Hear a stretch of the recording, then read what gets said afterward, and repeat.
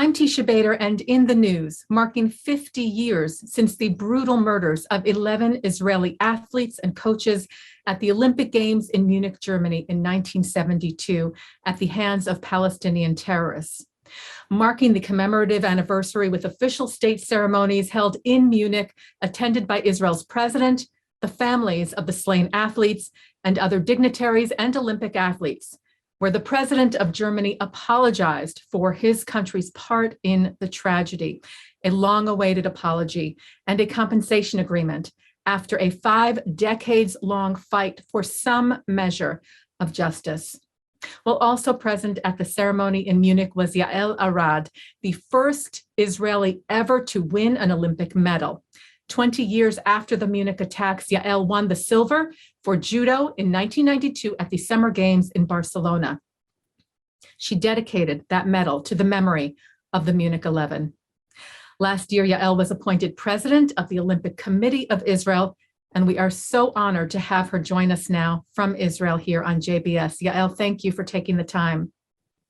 Hi, Teisha. Thank you very much for inviting me and hosting me. And yes, it was a great honor to lead the Israeli delegation, with the families and all the distinguished guests that we had through this ceremony in Munich. It was a very moving ceremony. I can't imagine. What was the atmosphere like? Give us some idea. Take us there if you can. So first of all, as you described before, we had a few months, very tough months with the negotiation of the families with the German authorities. It felt like, few weeks before, it felt like we will not be attending to the ceremony. I was involved behind the scene with the families and with the President Herzog, that we really did a lot of efforts together with the President of Germany, Mr. Steinmeier, to try and help and bring together, the understanding between the families and the government, the German government. So, once the agreement was signed and we understood that we are heading to the ceremony, the Olympic Committee, we had to bring together all the families in less than 3 days, and we hired a private plane from one of our sponsors, Arkia, and we had to bring over 100 people to Germany. So it was really very emotional on one side, and a lot of responsibility on the other side, because everybody expected us, to be able to bring them to Germany. Of course, together with many reporters and press that came with us.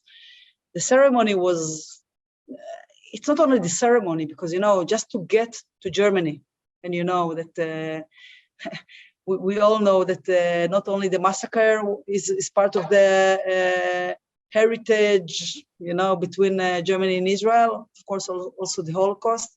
So for these families, some of them never went to Germany, and in general, and particularly to Munich. So it was very emotional, only this. And then most of them came with the children and the grandchildren. So they felt like, I don't want to say winners, but they felt like they come with a legacy. They left behind the victims, but they come back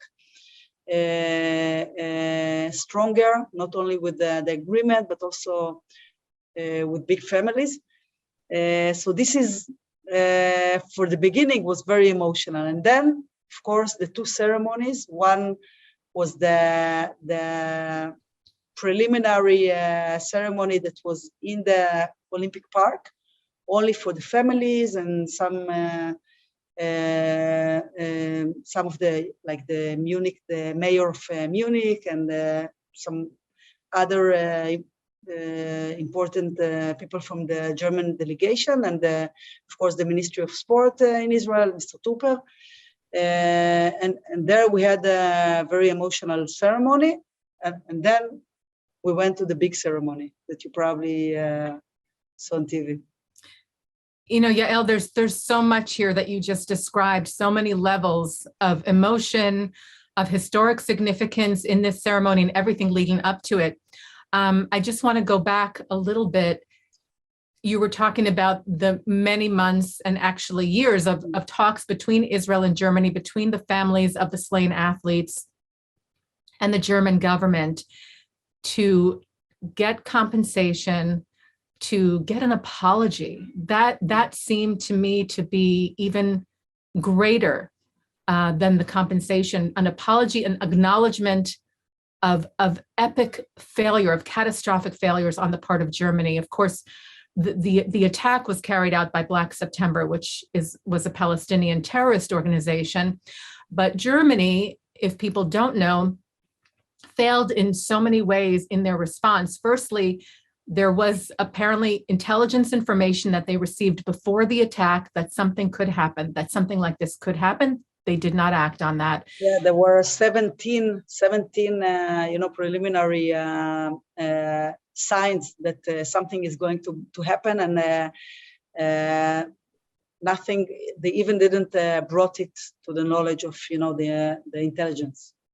That's just tragic. You know, I didn't realize there were 17. I mean, that's crazy, and just such a missed opportunity to have perhaps avoided this tragedy. And then, of course, not providing safety for the athletes once they were in the Olympic Village, and then in the absolutely botched rescue efforts and rejecting any help from Israel in those efforts. So there's a lot that the families were expecting from Germany. Do you feel that they now feel that they have some sense of achieving what they wanted? It's hard to call it a victory because, as you said, it's still, they have to carry the loss with them for their whole lives. But do you feel like what was received gave them some sense of comfort, some sense of closure? Yeah, I think that it's, let's call it maybe a relief, a closure and a relief. As Anki Spitzer said, the widow of Andrew Spitzer, the fencing coach, she said, you can never, rest or think that, it's the end of the suffering. Always the families remember, on top of everything you described, that the victims, they were like, I don't know how you call it in English, but their hands were before the helicopters were bombed. So in the room, and then in the helicopters, they were like this. How you call it? Their hands were tied. Yeah, their hands were tied, and they were suffering a lot. The two of the members of the delegation, they were killed, murdered in the room where they were bloody. They were lying in the room where all the other members, the 9 members, were there, and they saw they're dying in front of them. So for the families, and they described it many times, that knowing that their beloved ones suffered so much in between taking as hostages till the bitter end, it's also something that they carry with them. We were in the end of these 2 days, they asked us to take them to Connolly 31, is the street where once it was the Olympic village, but now it's like a street where people are living in the former Olympic village, and the same building and apartment where they were hostages and died later on. So we visit there with almost 70 family members, and so they saw where their beloved one, took as hostages, and they understood, how the terrorists knocked on the other doors and people didn't open 4:45 in the morning, and that there was one Israeli athlete that ran away, Mr. Tzabari. He ran away. So he described to them, they came with us, all the former members. So he described to them how he did it and what he saw, and other members. So on one part, of course, it's a relief, and they feel that there is a closure. On the other part, they are carrying for the rest of their life these, pictures, the acknowledgement that their beloved one suffers so much. And that knowing very well these family members, some of them are sisters and brothers to a hero athlete that was 18 years old when he went to the Olympic Games in Munich. And, like Tali Slavin, that was 8 years old when Mark Slavin was murdered. So her parents, they got really so, they were so miserable, from what happened. And as a 8 years old child, imagine yourself how she suffered growing with her brother, and then another sister, Mika, was born. And back then, in 1972, also in Israel, we didn't know how to, take care of this kind of family member with this catastrophe. So there are so many stories behind the scene that these families are suffering until today, with some dreams at night and a lot of sorrow. So yes, there is a relief. Yes, it's a closure, but they carry it for the rest of their lives. Absolutely, you're talking about deep trauma, and I can only imagine you were talking about not only were the widows there like Anki Spitzer and Ilana Romanov and these families who, the athletes had wives, children, brothers and sisters, parents. And I'm thinking about these children who grew up hearing about their father, let's say, or their brother, and being too young to really remember. Now going to that event, it's a huge and such a heavy weight to it. Yeah, by the way, we didn't talk about the survivors, but they also, from Esther Shakhamorov, that was a runner, hurdles, 100 meters, that went. She was the only athlete that continued to Montreal 76 and went to the final. Her coach, Amitzur Shapira, that took her since she was 14, and she grew up with him, and he was murdered.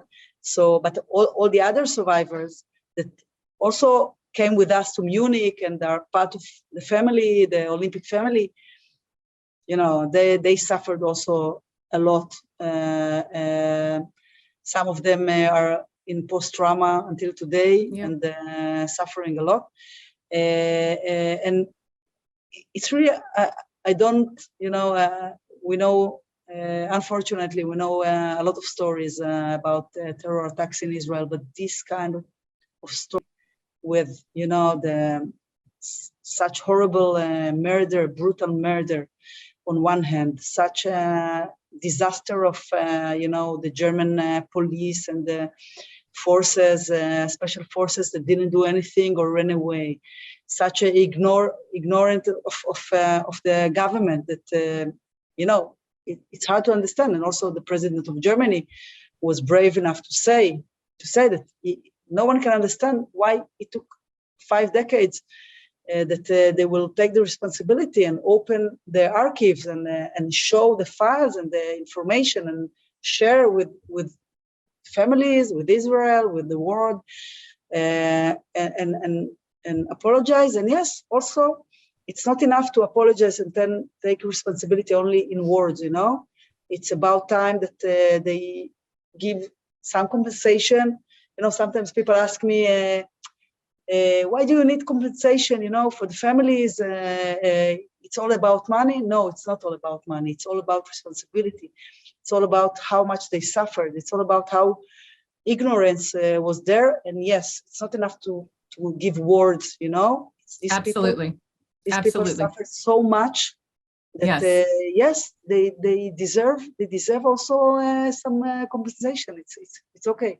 Right. It's what it symbolizes. That compensation is an acknowledgement, is a taking of responsibility, as you said. I want to talk for a minute about your Olympic journey. You were a small child when the massacre happened. I don't know if you have any memory of it as a child, but I know growing up in Israel, I'm sure this was in your subconscious, in your consciousness. What did you know about it at the time, and how did that impact your own Olympic ambitions? Yes, so I was 5 years old when it happened. I only remember short notes from this. But as I grew up as an athlete, an Israeli athlete, and we grew up on the heritage of these 11 heroes. And when I went to the Olympic Games in Barcelona, I was 25 years old. It was, as you said before, 20 years after. So I felt I was already like third in the world and a very successful judo player. And I felt that I like to go before the games and visit the widows and meet them, because I felt that I like to tell them that we didn't forget their beloved ones, and they are part of us, and we're going to compete also in their names. So I went to visit Anki Spitzer and Ilana Romano, and I sat with them, and they showed me some pictures and albums, they told me all the stories and behind the scene. And when I left the house, I promised myself that if I will win an Olympic medal, I will dedicate it to the memory of the victims and to the families. And when I stood there on the podium for the first time for Israel, the first Olympic medal ever, I knew that they will take me later on to a press conference with journalists from all over the world that come to meet the first Israeli to win a medal. And when I went to this room, there were, I think, 100 journalists with all languages. So I went to the, there, and I said, of course, in English, I told them, today we have closed the circle for the Israeli sport. Today we demonstrate to the world that the Israeli sport is here, powerful, and there I dedicated the medal to the victims. And for me, it was a very special moment that I could connect between the saddest day for the Israeli sport to the happiest day until then. And it was very emotional for me and also for the family. So today, when I'm, the chairman of the Israeli Olympic Committee, when we commemorate this event of the 50th year, I also, for me, it's like a circle to close. And I just like to share with you another thing. First of, we are going to do an awareness campaign in Israel for the youth and for the public, in order for them to know who were our 11 delegation members. It's not only athletes, it were referees and coaches.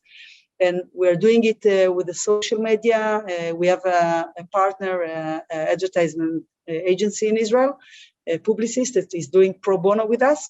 We have a special logo. We're going to do with the TV channels. They're going to change the logo for one day. We're going to do a lot with Instagram, Facebook, TikTok that are going to give us pro bono in order to I don't want to say teach, because it's like educational. It's always a bit difficult with the youngsters, but to share with them the knowledge about these athletes, heroes, who they were, what sport they did, what they love to do, and what happened to them. And also we're publishing a book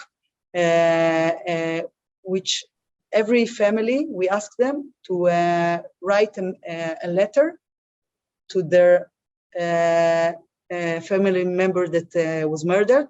What happened in these 50 years? What happened to the family? What happened in Israel? How they feel? And we're going to publish it. It's for sale. It's only, for the ecosystem of the sport and the leaders in Israel. So we are doing a lot of commemoration in this year. And also, last thing, the Israeli Football League in the next week, which will be the week of the Jewish calendar of the Massacre. It's a cafe in Elul. It's the 21st of September. We're going also to do a very big ceremony in Israel, but the Israeli League, Football League, will go, the presentation of the players will be with the t-shirts where they have the 11 number on their back and chest, and the name of each victim will be on their shirt of each one of them, the 11 victims, and they will present like this on TV in front of all the crowd in all 7 games in the Premier League of Israel, which is also part of the commemoration we're doing this September. That's incredible, Yael. And I want to go back and just acknowledge what you did when you were 25 years old, even before you won, that you went to the families and you met with them. That was just a lovely gesture and, something I hope that you can take pride and comfort in as well, that you were able to sort of bring that conclusion, as you said. Yeah. The tragedy and the joy exists as so many things in Israel and Judaism. We see that, these things coexist together and you don't forget one for the other. Both can be together in the same time. And that's seems to me what these commemorations and as you said, the victory of reaching an agreement with Germany, getting an acknowledgement, going to the ceremonies, and hearing those words from President Steinmeier saying, "I am ashamed. Please forgive. I'm asking for your forgiveness." I cannot, imagine the momentousness of that occasion. And Yael, before I let you go, I just wanted to ask you about being president of Israel's Olympic Committee. When the attacks happened, it was unimaginable because the Olympics are this amazing gathering of the nations, of countries of the world in sport, in unity and camaraderie. And that is what the Olympics strives to be. And yet this horrible thing happened. How do you, as the head of Israel's Olympic Committee, how do you see what is your ideal going forward, carrying the Olympic torch, so to speak, which you've done? And what is your vision for what the Olympics can be and in this position you're in now? So I think that the victory of the Israeli sport is, continuing competing internationally, winning in every country, showing our flag and abilities around the world. It's not only for Israel, also for the Jewish community around the world, and of course playing Tikva like we did in Tokyo twice with 2 gold medals in gymnastics of Linoy Ashram and Artyom Dolopiat. So I think that, each time we go to the Olympic Games, our delegation is going, first of all, to the place where we have a gathering place for the Munich massacre in Tel Aviv. And they go with some of representative of the families, and they tell them the story to these young athletes. Every time, when we are 25, we think we are grown up, but each generation we like them to know the story and to take this spirit with them, knowing that they're representing not only themselves, the country, but also the heritage of the victims. So, we have a strong belief in the Olympic movement, and me individually, but also us as a Israel Olympic Committee, we believe that the Olympic movement is the right organization, the right place to be part, and we get a very, a wide umbrella for this organization with sometimes anti-Semitism or places that are locked for Israeli delegations. So we get for the last 10 years a very wide umbrella from the Olympic Committee, the International Olympic Committee. And I believe in sport. I believe that it's a bridge between countries and people. I also believe with the Abraham Accord that we are able through the sport also to have relationship, not only in business, but also in sport, and we're working on it. And I believe in, winning, in being the best. I want our athletes to become the best in the world, to win more and more medals. We're looking not only at Paris 24, but also at LA 28, which is going to be in the US. And we believe that we can grow. And I call,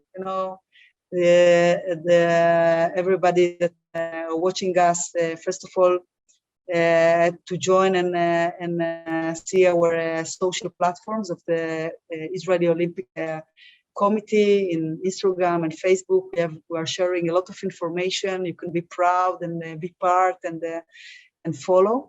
And also, come and visit us. We have a great museum in Israel in our Olympic building.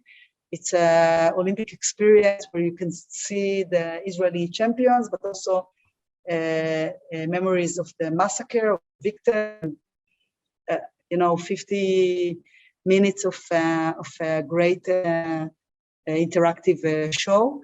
So I really invite you to follow us and to come and visit us. And thank you. Yael, thank you so much. It was truly an honor to speak with you, to hear about your experiences.